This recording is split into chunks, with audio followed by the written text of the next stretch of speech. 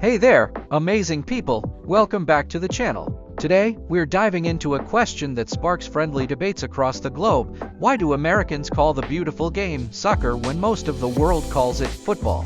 It's a fascinating linguistic journey, and it's not quite as simple as you might think. Let's clear something up right away. The word soccer isn't an American invention. In fact, it originated in England.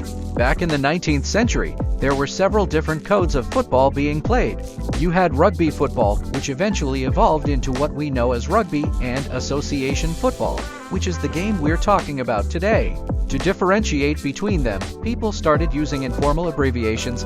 Rugby football became rugger, and association football became ASOC, which then evolved into soccer. So, for a time, both football and soccer were used interchangeably in England to refer to the game played with a round ball. It was a common, everyday term.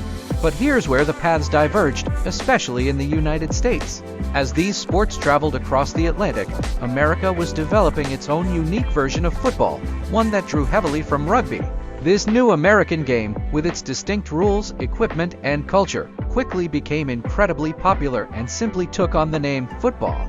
To avoid confusion, when association football gained traction in the US, Americans naturally gravitated towards the existing, perfectly good term soccer to distinguish it from their homegrown football.